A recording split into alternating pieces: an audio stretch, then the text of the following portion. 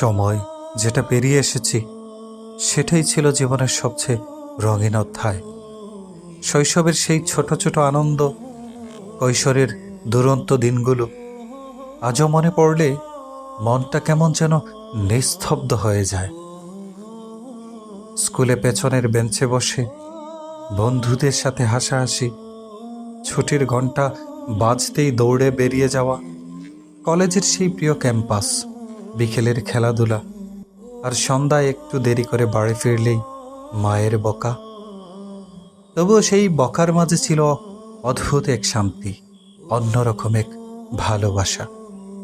খাবারের জন্য মায়ের কাছে কত শত আবদার ছিল, আর মাও হাসি মুখে সব মেনে নিতেন। কি সুন্দর ছিল সেই দিনগুলো। তখন ঠিক বুঝিনি সুখ আসলে কত সহজ ছিল। তারপর একদিন হঠাৎ করেই দায়িত্ব নামের শব্দটা কাঁধে এসে বসল। সেদিন থেকেই জীবনকে নতুন করে চিনতে শুরু করলাম।